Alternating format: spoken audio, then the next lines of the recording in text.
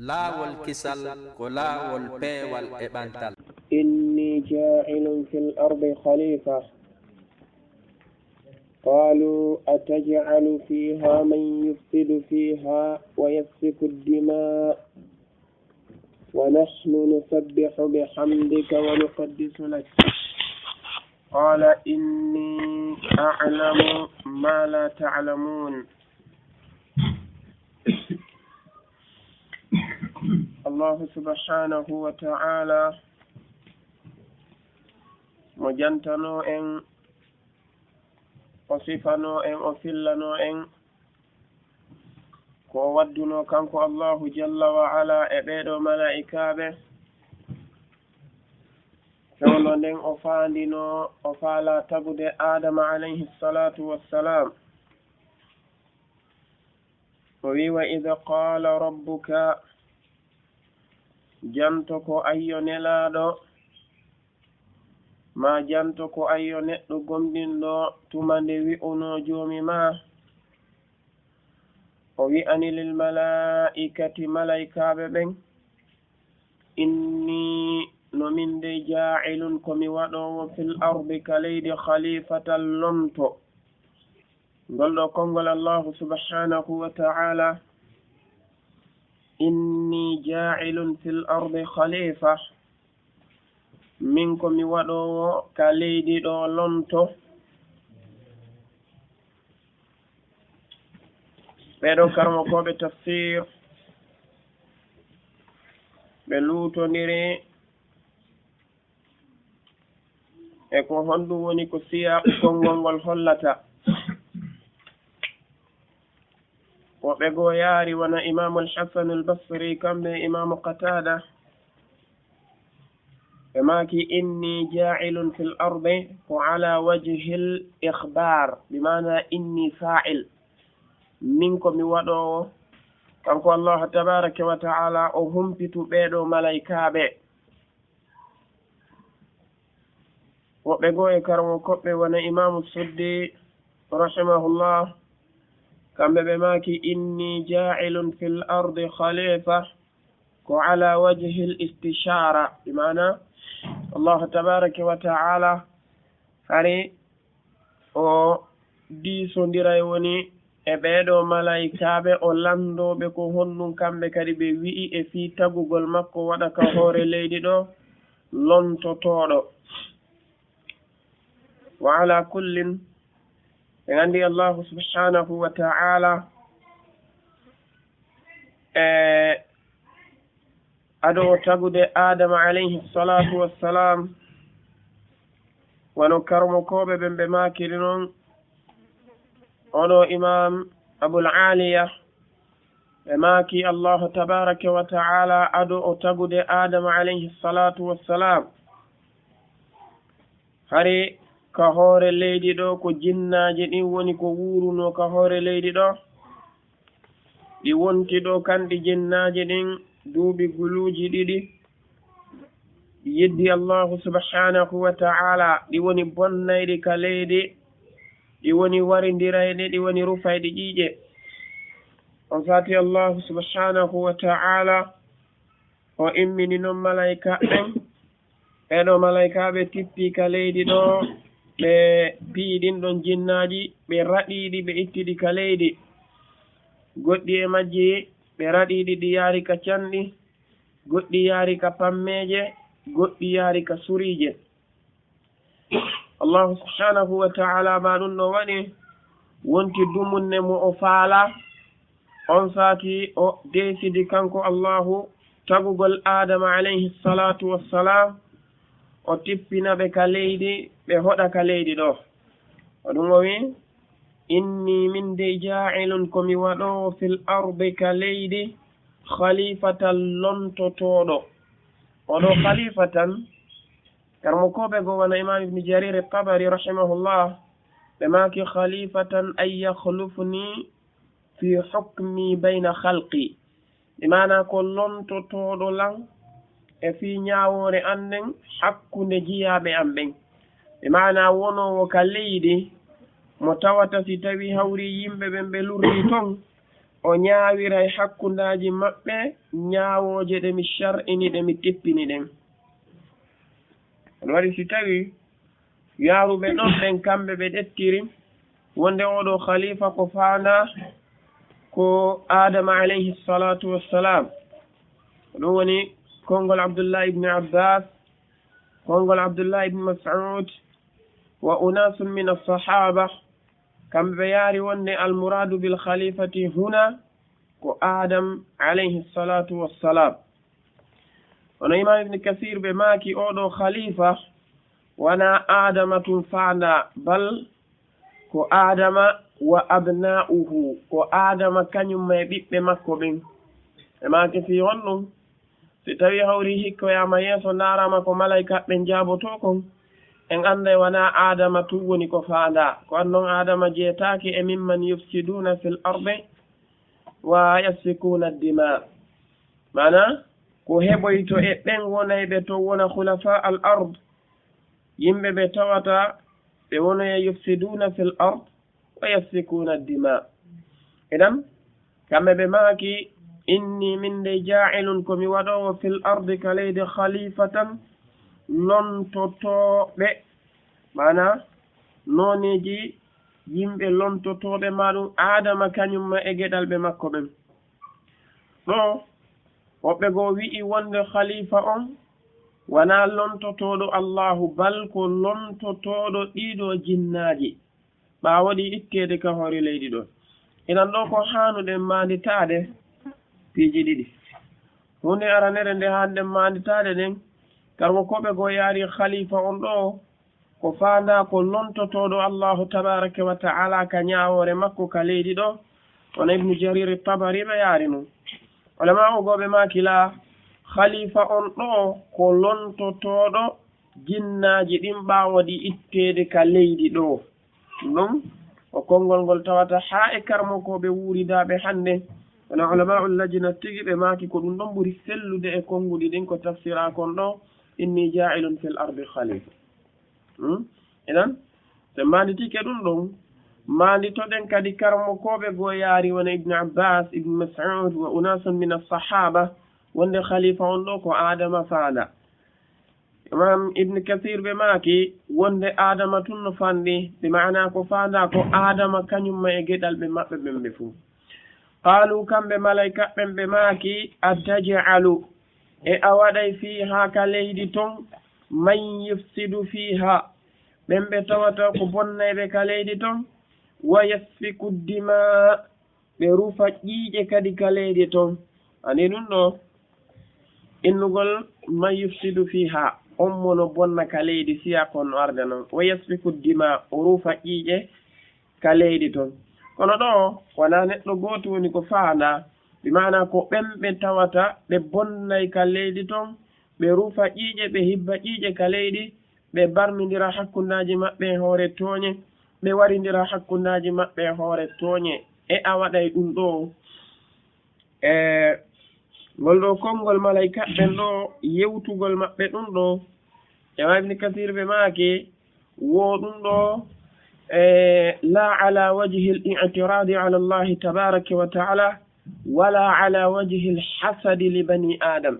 mana malaika ɓe yewtirali ɗum ɗo fi yeddugol allahu tabaraka wa ta'ala ko woli kon darto kadhalika ɓe wolirali ngol ɗo konngol fi añugol ɓiɓɓe adama ɓe mbimana wonugol ɓe faalaka yoɓe tagi ɓe wonaka hoore leydi ɗo bal kamɓe malaika ɓen ko honum ɓe wolani ɗum ɗo ko sabu wongol maɓɓe ɓe yiɗa allahu tabaraka wa ta'ala yedde sabu wongol maɓɓe ɓe yiɗa mana bonne ka hoore leydi ɗo ɓe yiɗa kadi ƴiiƴan hibbe ka hoore leydi sabu maɓɓe allahu subhanahu wa ta'ala koyo mante koyo rewe koyo ɗofte o nanane hara kanko allahu jalla wa ala o salanaka o yeddaka kadi sabu ɗum waɗi si ɓe wi a taj'alu fiha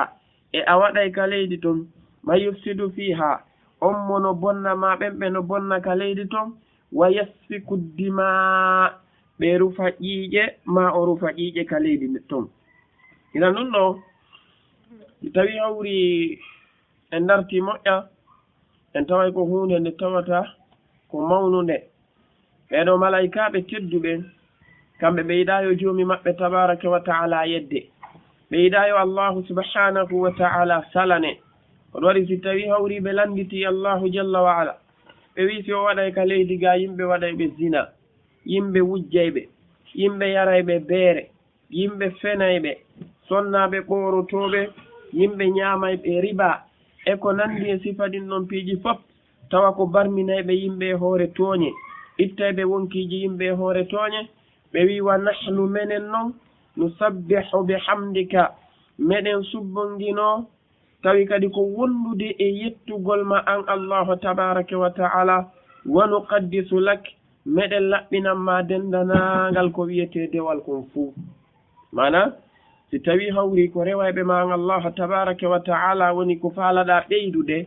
ko pellet menen ɓeɗo malaikaɓe nusabbihu bihamdik bimana meɗen subbonginanadema ay meɗen jantanadema laaɓal meɗen jantade wonde pellet an allahu tabaraka wa taala a halda e kafidiɗo meɗen jantade wonde pellet a ala sonnajo wondiɗɗo a ala an allahu tabaraka wa taala ɓiɗɗo hay e goto kadalika ala ayyibe a ala ella hay e hunde balko a timmuɗo hattirde timmugol min takka e ɗum ɗon kadi yettugol ma an allahu on jarnama an allahu tabaraka wa taala wa nuqaddisu lak meɗen laɓɓinanma kane dendanagal deweɗen nde fo majje oɗon imamu Dahhak ɓe maki attaqdis ay attathir ɓe mana ko laɓɓingol ibnu Jarir Tabari ɓe maki attaqdis ko attazim wattathir ani mawningol kañumma e laɓɓingol o wa ala kullin ɓeɗo malaikaɓe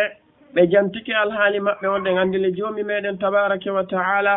ko yewtiti maɓɓe kon ko yusabbihuna alleyla wannahar la yafturun mana kamɓe hiɓe jantade inde makko kanko allahu ɓe subbonginanade mo ɓimbi e kiikiiɗe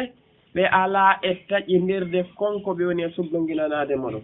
ɗo waɗi si tawi hawri yande goore neɗɗo goto arno o tawi oɗo sahabajo tedduɗo Ubay ibnu Ka'b o wi wonde ko ayyo Ubay miɗo mari hunde nde tawata hiɗe jiɓinmi nde mi faala faltade madama noon an hiɗa jeyano e sahabaɓe ɓe nelaɗo alayhi salatu wassalam ɓe wanno ishara e mum ɓe waɗi jama on i haala yiltagol ha e maɓɓe janga qur'ana on e juuɗe maɓɓe ɓe maaki wonde komi faala andude ko honno ɓeɗo malaikaɓe kamɓe ɓe waɗirana oɗo tasbih mana subbonginanagol allahu tabaraka wa taala joomi meɗe wi'i yusabbihuna alleyla wannahara la yafturun kamɓe jemma e ñalorma ɓe jantade inde makko heɓe sobbonginanademo ɓe ala e taƴƴidirde ɗum ɗo kanko oɗo neɗɗo o landiɓe kamɓe Ubay ibnu Ka'b o wi wonne alaysa lahum sha'nun yushghiluhum e kamɓe ɓe ala fiyake hay hunde mo tawata ko hinnowoɓe e sa'a gobete ɓe acca ɗon jantagol indi allahu ɓe jokka on ɗon fiyake kamɓe Ubay ibnu Ka'b ɓe ndaari oɗo neɗɗo ɓe maaki yabna akhi ko ayyo ɓiɗɗo siɗɗo am ɓe maaki wonde ju'ila lil malaikati tasbiha kama ju'ila lakumu annafas ɓe maaki ɓeɗo malaikaɓe ɓe waɗiranama ngol ɗo subbunginanagol allahu tabaraka wa taala wona onon ɓiɓɓe adama ɓen waɗirana ɗon noon foofugol ɓe maaki wonde alasta anta taqumu wa tajlis wa tadhabu wa taji wa ta'kul wa tashrabu wa anta tatanaffas o yawi bala ɓe maaki ene an a wonali hiɗa immo jooɗoɗa yaha arta ɗa ñaama ɗa yara tawa ɗum ɗon fuuɗa foofude aynata ɓaɗo mi dari awtami foofu ma ɓaɗo mi jottoni tami foofu ma mi yahay woni tami foofu ma mi arta woni tami foofu ma mi ñaama woni ma mi yaray woni tami foofu ɓe maaki ene ɗum ɗo fo ndeɗa wadda ɗum ala foofude eya wi o ɓe maaki idan hakaza ju'ila lahum tasbih malaika ɓen kamɓe kadi ko ni wana woniri noon onon ɓiɓɓe adama ɓen on ronkirta foofugol on taƴidirta foofago ko noon woniri kamɓe ɓeɗo malaikaɓe kadi ka subbunginagol maɓɓe jamto inde allahu tabaraka wa taala ani ɓeɗo ko jiyaɓe allah tabaraka wa taala tedduɓe ibadun mukramun jomum mi wi la ya'suna allaha ma amarahum wa yaf'aluna ma yu'marun ɓe yeddatamo e ko yamirɓe kon hiɓe wadde kala ko ɓe yamira ibnu adam si tawi o rewi allahu tabaraka wa taala allahu no mari ko rewamo si o yeddi allahu subhanahu wa taala allahu on no mari ko rewamo si a rewi allahu ko hoorema waɗanɗa si a yeddimo kanko allahu ko hoorema waɗanɗa ɗum waɗi so wi en ka hadith al qudusi oɗo mo imam muslim filli min hadisi abi dharrin al ghifari radiallahu anhu kanko tabaraka wa taala o wi ya ibadi innakum lan tablughu naf'i fatanfa'uni o wi ya ibadi innakum lan tablughu durri fatadurrun kanko tabaraka wa taala o wi ya ibadi law anna awwalakum wa akhirakum wa insakum wa jinnakum كانوا على أتقى قلب رجل واحد منكم ما زاد ذلك في ملكي شيئا يا عبادي لو أن أولكم وآخركم وإنسكم وجنكم كانوا على أفجر قلب رجل واحد منكم ما نقص ذلك من ملكي شيئا أنكو جوامي ميدن ونودي أوي كو أنو يجيابي أن ستوي هوري بلت أنو أن داريكي o yeddilan ko yedduɗon la wo o wawatalan lorrude bi maana ko ettiɗo hu ko ettiɗon o wawata yottade lorrugollan sakko lorrollan wa kadalika ko ettiɗo hu ko ettiɗon e moƴƴere o wawata yottade nafugollan sakko nafolla ko ɗum o wi ko onon yo jeeyaɓe an si tawi aranɓe mum e sakkitiɓe mum yimɓe mum e jinna mum on fof mo o woni wa neɗɗo gooto mo tawata ko ɓurɗo fewude on ɓurɗo hulde allah on o wi ɗum ɓeydata e laamu makko ngon hay hunde kadalika si tawi on fof mon kadi yimɓe e jinna aranɓe sakkitiɓe on heeɓi ɓernde sifa ɓernde oɗo neɗɗo ɓurɗo bonde e ko allah on tawi kon fof o wi ɗum ɗuytata kadi e laamu makko ngon hay e hunde eɗen aray oye waw famude kala ko waɗɗen ko hoore men waɗanɗe si tawi waɗali kadi ko hoore men lorruɗen allahu tabaraka wa taala no mari jiyaɓe ɓe tawata ɓeɗo no rewde mo kanko allahu no haniri noon ɗum waɗi si tawi nelaɗo alayhi salatu wassalamu ɓe maaki wo allahu on fewdo o taguno asama uji ɗin e leyɗe ɗen mbawo gayni tagude ɗiɗo o taguno malaikaɓe fa sajadu lahu ɓe sujjanimo kamɓe malaikaɓe gila ka ɓe taga ɗum hiɓe jantade inde makko kanko allahu subhanahu wa taala kanelaɗo alayhi salatu wassalamu ɓe maaki woɓe malaikaɓe ɓantoyta koye maɓɓe nden siwana ñalande dargal ñande ɓe ɓantoyɗe ɗo koye maɓɓe kadi konngol aranol ngol ɓe woyloytangol ko wilgol subhanaka rabbana ma abadnaka haqqa ibadatik senaye wodanima ko ayo joomi amen laaɓal taɓitanima ma abadnaka haqqa ibadatik min rewiralima no hanuɗa rewirde ɗum tano maa annahum mundu ma huliqu ko sajiduna lillahi tabaraka wa taala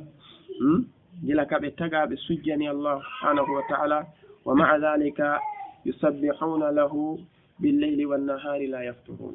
ɓen daroɓe inna subhanaka rabbana ma abadnaka haqqa ibadatik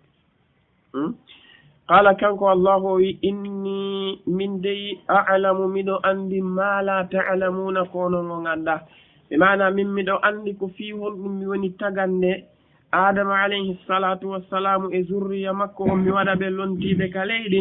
miɗo andi ko mi woni waɗande ɗum ko tawata onon on anda ko fi honɗum waɗi si tawi allahu tabaraka wa taala waɗa e fiiji tawa hikma on ko hikma ubudiya kanko allahu tun andi ɗum en andi hay dewe ɗe o farlata e dow men ɗen no woodi dewe ɗe tawata hikma e farlugol majje on ko hikmatun marufa ko hikma andaɗo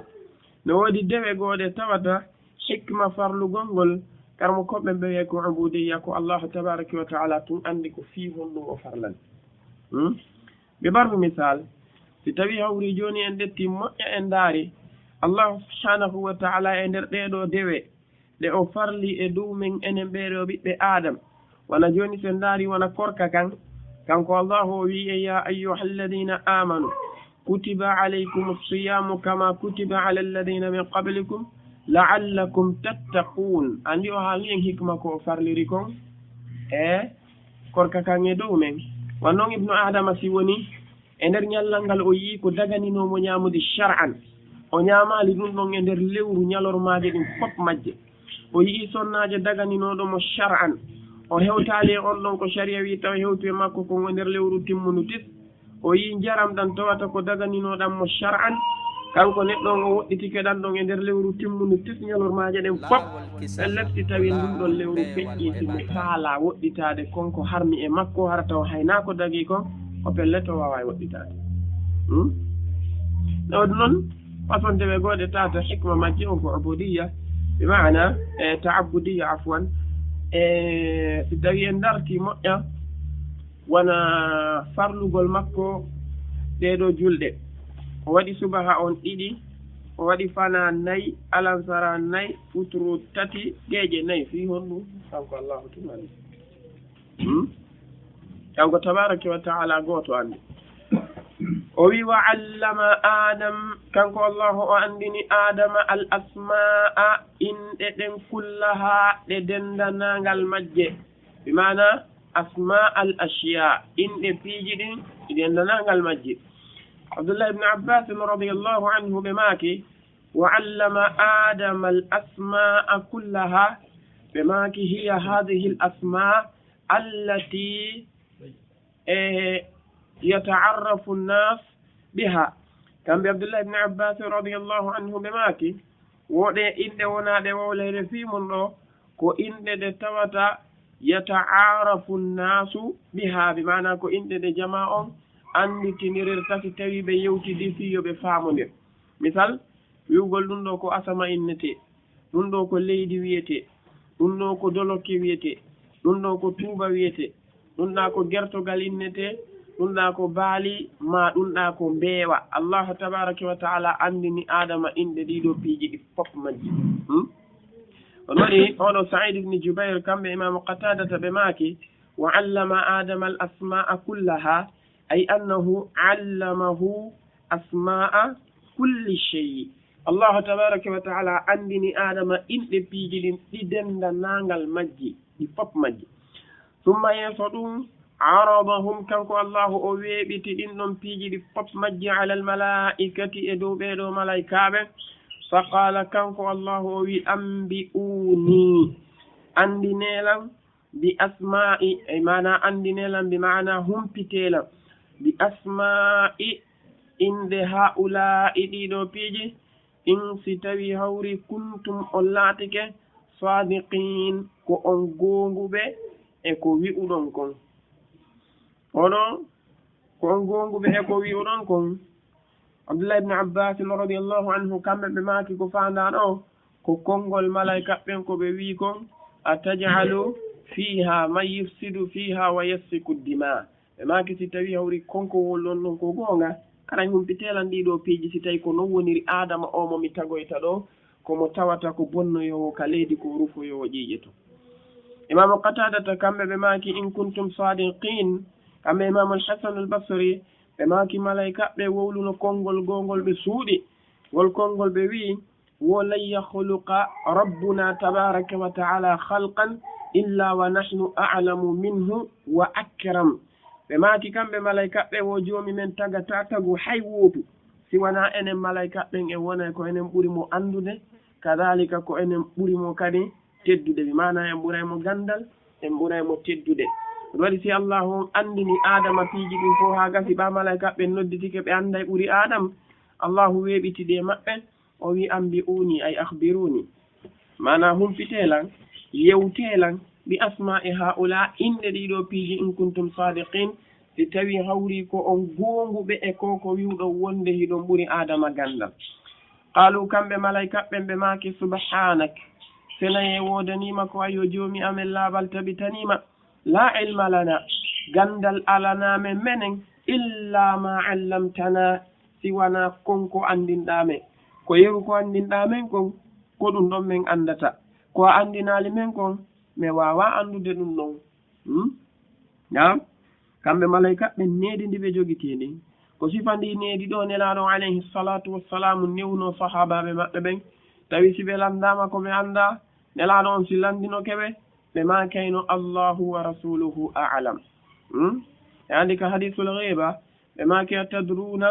mal ghiba ɓe wi allahu wa rasuluhu a'lam kamɓe mu'az ɓe maki ya mu'az atadri ma haqqullahi ala al-ibadi wa ma haqqul ibadi ala Allah kamɓe mu'az ɓe maki qultu allahu wa rasuluhu a'lam ɗum ɗo ko jiyano ɗum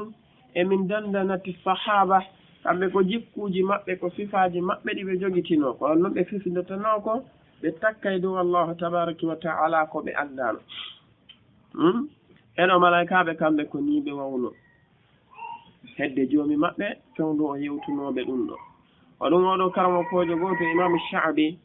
ñande gore ɓe jooɗi ka majlis maɓɓe talibaɓe dolle no jooɗi kamɓe imamu Sha'bi hiɓe janna neɗɗo goto yaltiti o ari fa alqa ila cheikhi su'alan o bogi landal goo hedde cheikh o tawi kamɓe imamu Sha'bi ɓe anda jabawol ngol on sati ɓe maki la adri mi anda talibaɓe jooɗiɓe ɓe daari karmo ko maɓɓe moƴƴa kamɓe ɓe andi oɗo karmo kojo maɓɓe ɓe tanƴinaki no woodi landal ngal o landete ko tata ibnu adama no wawa andude siwana pellet oɗo karmo kojo maɓɓe no humpiti ɗum ɗo ha karmo kojo o wi la adri on sati talibaɓe ɓe wiya cheikh inna nastahyi lak an taqula fi mas'alatin aw li mas'alatin su'ilta anha la tadri ɓe maki ko ayo karmo kojo amen minen nde min hersanteya lande landal mas'ala dina wiya wonde a anda ɗum kamɓe imamu Sha'bi ɓe maki mastahati lmalaika hina sa'alaha rabbuha ani l asma an taqula subhanaka la ilma lana illa ma allamtana ɓe maki malaikaɓen kamɓe ɓe hersano nde joomi maɓɓe landinoɓe inde piiji ɗin tayle ɓe anda ɓe wi joomi menen min anda ɗum ɗon senaye tabitanima gandal ala namen siwana ko andinɗa men no ulamau salaf koni ɓe wono e andi sillama imam malikin rahimahullah ɓe landama lande 4 ɓe jaabi lande 4 ɓaɓe jaabike 4 jeɗen ɓe maki hedditiɗe ɗe la adri mi andaɗe on sati neɗɗo darinoɗon o fewti e maɓɓe kamɓe imam malik o wi an wonɗo on imamu daril hijra lande ɗa ɗeɗo lande daroɗa wiya a anda imam malikin ɓe maki ƴaw dampita puccuma ngun kala mo fottuɗa ka ɗatal inna mi landike malikin waɗeɗo lande kanko maliki o wi o anda kamɓe imam malikin ɓe maki man su'ila an mas'alatin fa qala la adri ɓe maki faqad afta kala landaɗo mas'ala dina tawi o anda mo wayni mi anda aray déjà o falsiti wan noon ko ya wolu jabawo ngo ma wiya a anda ɗum cheikh Fawzan ɓe makata la adri ko nisful ilmi mi anda ɗum ko feccere gandal no wonande ibnu adam ono si tawi a dariki anni an kala masala mo lannaɗa a jabotomo wiwgol a anda masala on ko hersa wonandema a anda ko falɗa a naari ka tanwirul hawalik sharhu muwatta'i malik cheikh abdourahmane jalaluddin suyuti mo ɓe waɗi on ka tarjama imam maliki ɗon ɓe wi wo imam maliki no marno jikku si tawi talibaɓe landike ɓe masalaji goo ɓe makayno habbotolan ɓe hotayno ka suudu taw ha ɓe ɗaɓɓita ha si ɓe arta ɓe jaabo si ɓe yaawi jaabade masala on ha talibaji on si landike masala on ɓe ugginotono ha si ɓe ɓantoɓe jaabo talibaɓe wulliti e ɗum ɓe maki kono yo imam onon min landoto on masala ha gasa neɓa si jaabo ɗon min masala on imam maliki ɓe fesi ɓe ɓanti ɓe daari talibaɓe ɓe maki man su'ila an mas'alatin fa arada an yujib ɓe maki falyu'arrid nafsahu ala aljannati wa ala annar in asaba fa huwa fi ljanna wa in akhta'a fa huwa fi nnar ɓe maki kala landaɗo masala taw ɗo yo jaabo mo yo weeɓitu wonki makko kintaw himo ka yiite ma himo ka aljanna o anda si o hawriti o hokkiti aljanna amma si o woopi ara o fokkiti yiite jahannam waɗi neɗɗo no hani wattude moƴƴa si a landama masala dina etoɗa hata pellet ɗa andi no woodi wowluɓe mo si wowla wa illa innumo tigi tigi walla adri hatta cheikh ibne bas rahimahullah kamɓe hoore maɓɓe ko filla e maɓɓe kon ka hilakuji maɓɓe ka ɓe jannayno ɗum ɓe landeteno masalaji ɓe maka ha oɗo masala min mi andamo nini kono noon habbelam mi waɗoya e bahse e fi makko mi ara mi humpita on ko honɗum woni fiyake makko andi ɗemɗo leynano mufti am ka donc ibnu adam wona yo wonu neɗɗo hawjuɗo si a anda masala eno andamo tawi koko ɗaɓɓitete ha ɗaɓɓita si a yihi ara holla ko yiwɗa kon hada huwa بماكي إنك بلت أن الله أنتك أنتجي العليم وني أودو أندو متوتك لغدو غندل هم بتيدو بيجين فون الحكيم نينيو دو إتاغو غلتاغو رمكو ننكانيو مي واللنغل شريعة مكو على كانكو الله ويا آدم كو أيو آدم أمبي هم بتو بيدو ملايكا بأسمائهم إن بديدو بيجي لتوتك دي أندما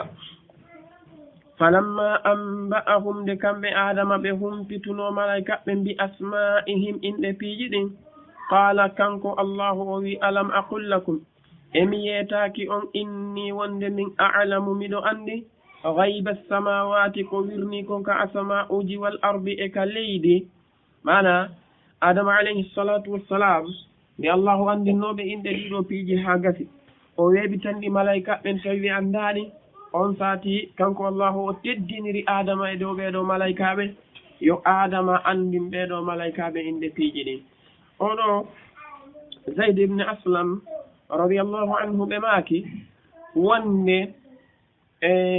nde allahu wino yo adama anndin ɓe ambihum bi asma'ihim adama ko fuɗɗornoɓe anndinde taw ko jannugol ɓe inde maɓɓe nayi inna anta jibril wa anta mika'il anta israfil anta malakul maut ɗum ni o anndiniri ɓe inde maɓɓe nen haa gasi on saati o anndini ɓe ɗum ɗo ko asama wiyete ɗum ɗa ko leydi wiyete ɗum ɗa ko ɗum ɗa wiyete janni ɓe inde piiji ɗin ɗi fof majji ɓa ɗum waɗi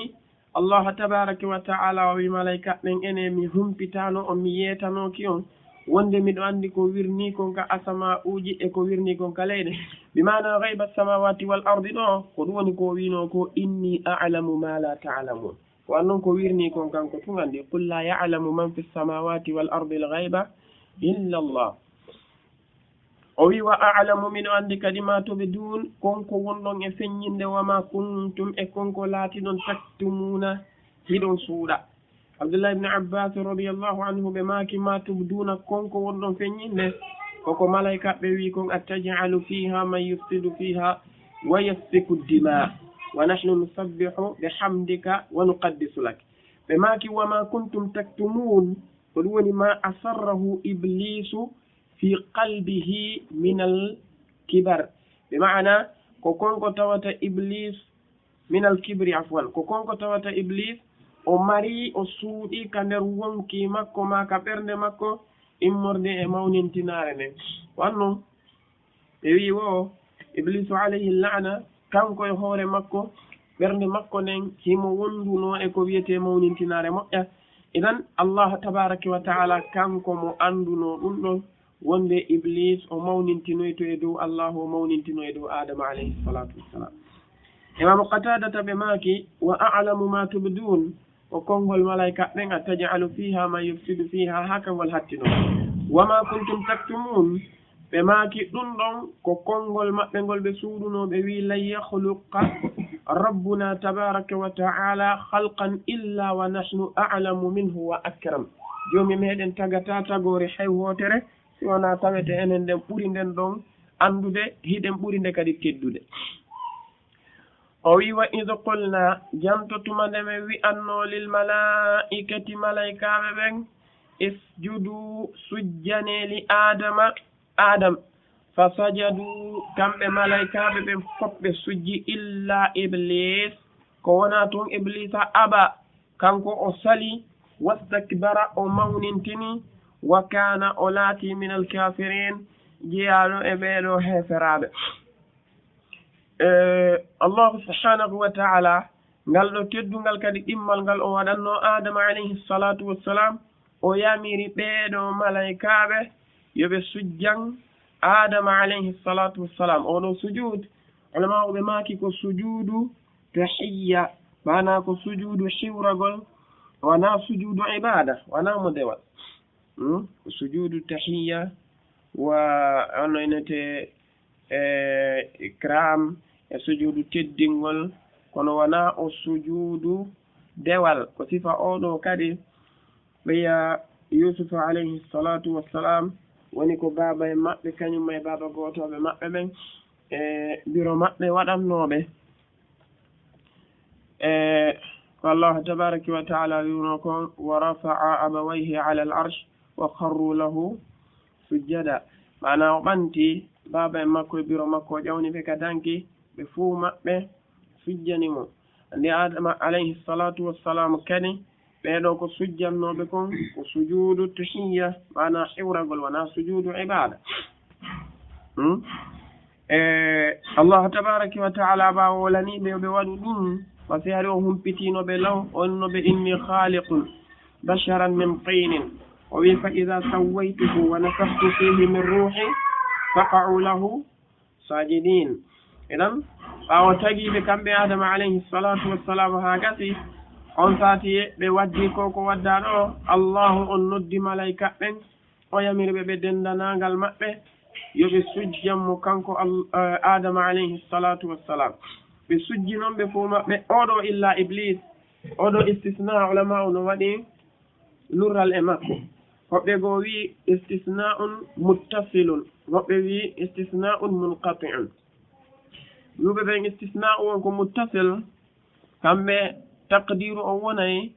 wa id qulna lil malaikati isjudu li adama fa sajadu illa iblis ay bi ma'na siwa iblis ɓe fof ɓe sujji siwana iblis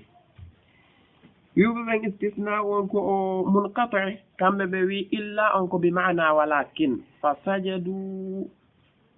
walakin iblisa aba wastakbar aɗon ɓe lurri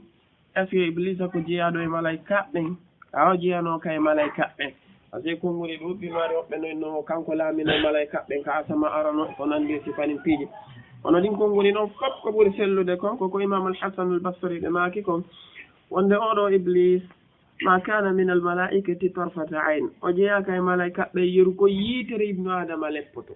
ɓe maaki sen daari ayaji qur'ana dolle no holla en wonde iblisa ko ka jinnaji jeeya o jeeyaka e malaika ɓen fe ɓe maaki hunde aranere nen ko hollata ko wonde pellet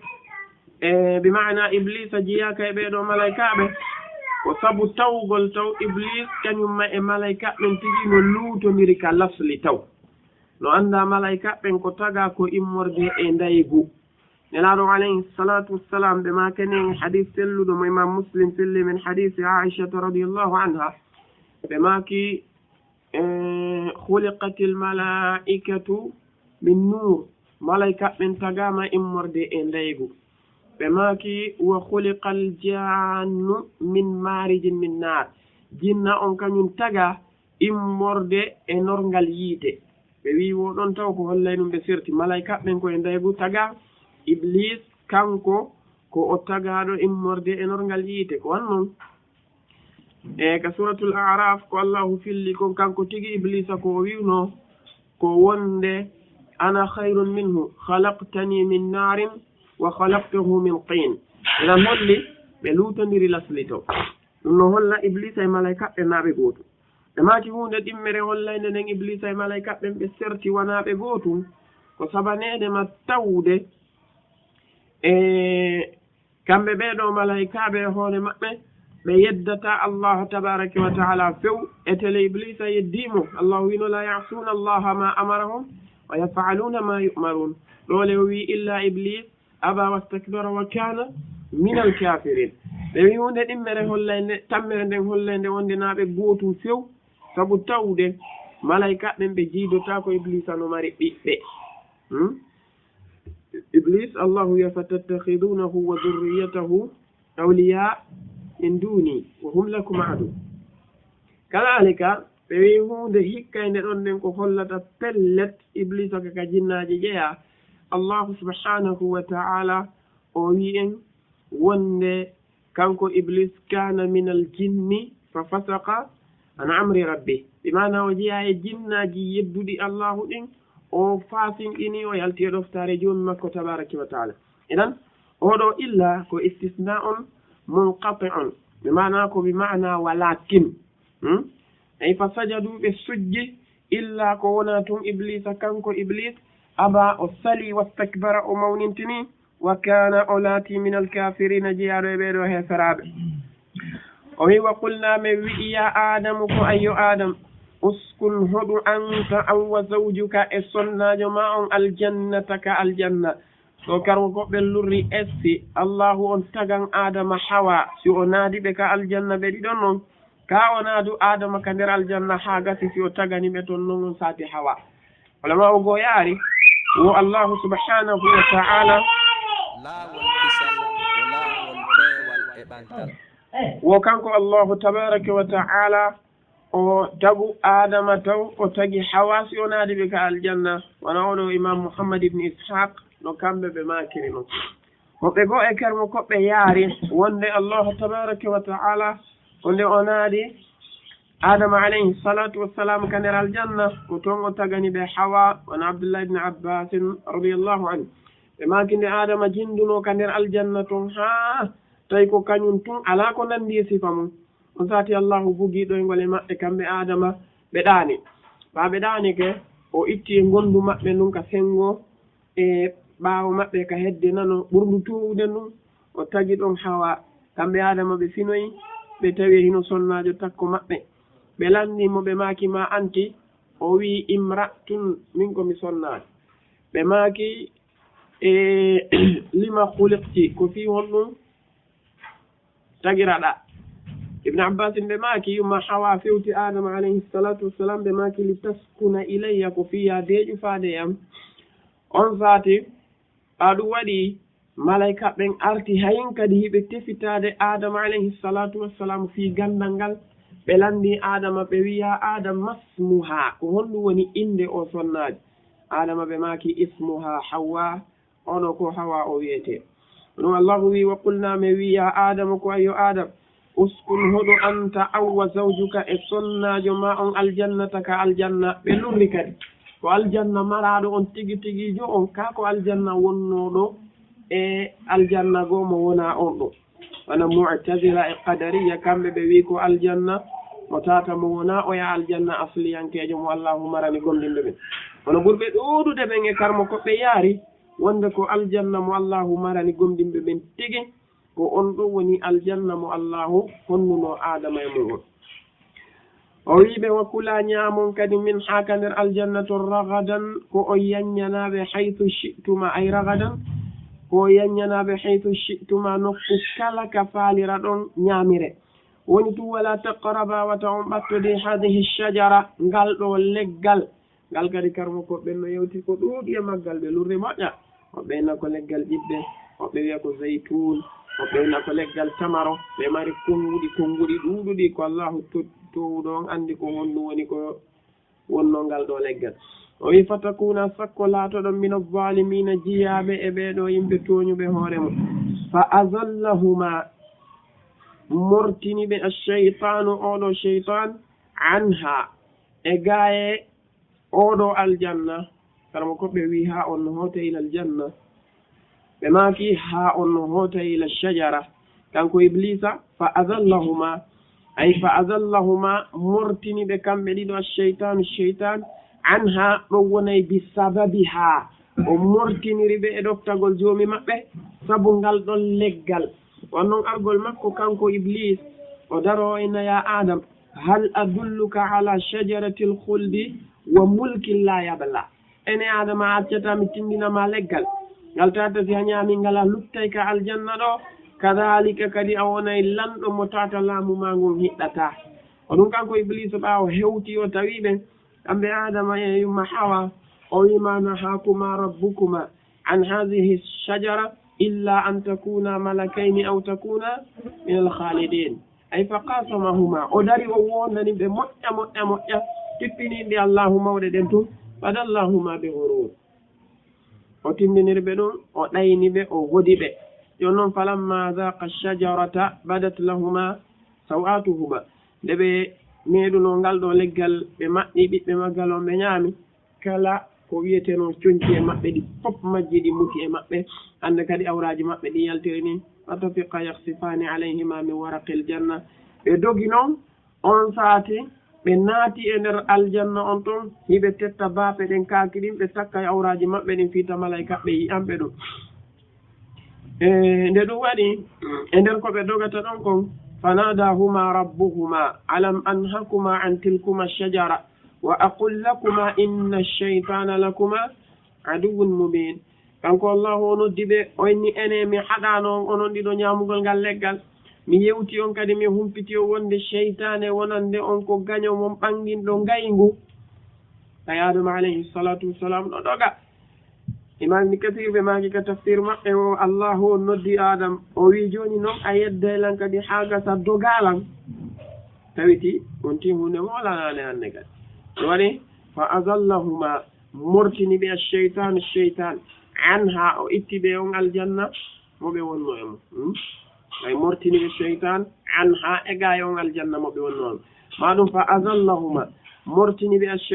cheytan anha on ha on si hoti ila shajara alamaɓe maki taqdir on ko wonata ko bi sababiha o mortiniri ɓe ɗoftagol joomi maɓɓe ay bi sababi shajara sabu ñamugol ngal ɗon leggal fa akhrajahuma o yaltini ɓe ayo woni sabu ha ɓe yalti mimma kana fi e konko ɓe laatino e mum e fowtare e konko ɓe laatino e mum e nema wa qulna me wi bitu tippe ba'dukum yoga e molli ba'din wonande yoga aduwun ko añidirayɓe kaleeɗi toon mbimana tippe on fuu an adama wo e hawa wo e iblis wo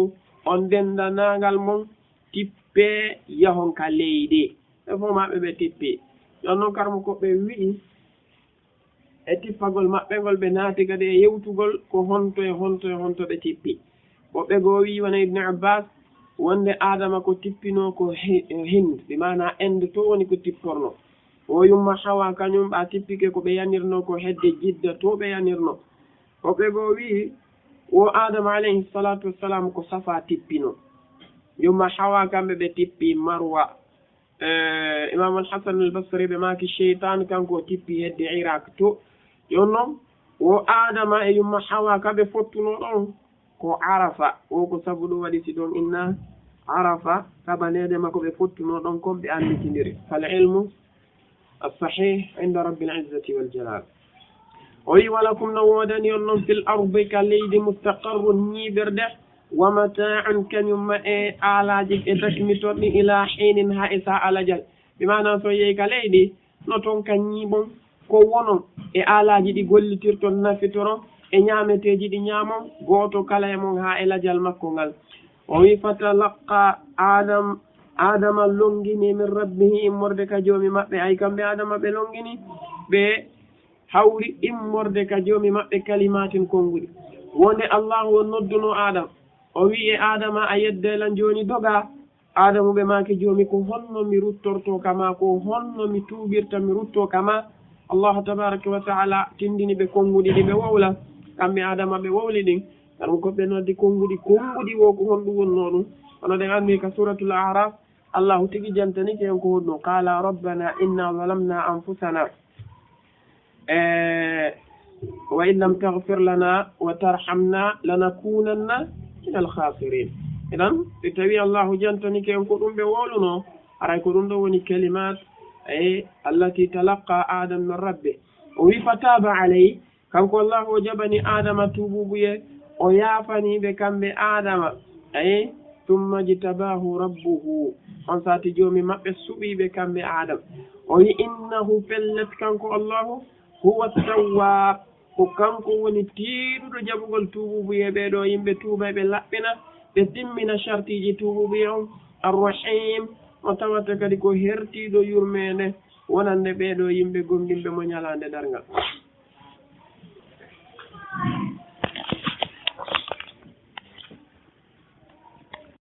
buka janto tumande joomi ma wi anno lil malaikati malaika ɓen inni no min ja'ilun komi waɗowo fil ardi ka leydi khalifatan lonto qalu malaika ɓen maki ataj'alu e a waɗa fiha ka leydi ton man yufsidu fiha on mono bonna maɓen ɓe no bonna ka leydi ɗon wa yasfiku dima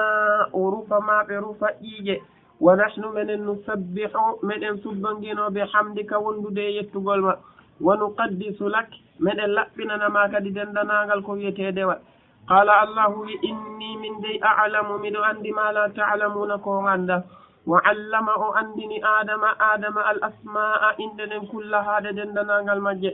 ثم يصل عرضهم أو يبتدن من فيجنهم على الملائكة يدوب يدو ملائكة فقال كنك الله بأنبئوني هم بتيلم بأسماء إن هؤلاء إلو بيجي إن كنتم ستبي أولاتك صادقين كونغو بيكو وندو قالوا بي سبحانك سنة ودني ما علم لنا جندل ألنا من إلا ما علمتنا سوانا كونكو عندنا إنك فلت أنت العليم كو أنتجي وني gando anduɗo piiji ɗin fof alhakim ñeeñuɗo kawallingol shariaji makko e katawugol tagore makko ne qala kanko allahu wi ya adamu ko ayo adam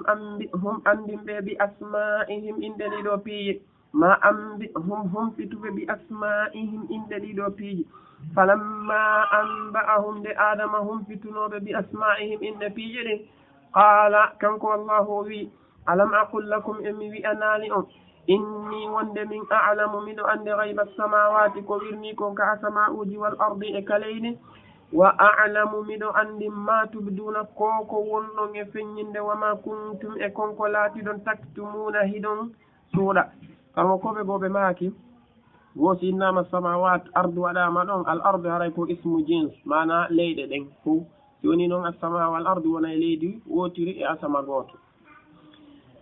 wa id qulna jantotuma nde mi wi anno lil malaikati malaika ɓen isjudu sujjane li adama adam fa sajadu ɓe sujji ɓe dendanagal maɓɓe illa ko wona tun iblis kanko iblisa aba o sali wastakbara o mawnintini wa kana o laati min alkafirina jiyaɗo e ɓeɗo yimɓe yedduɓe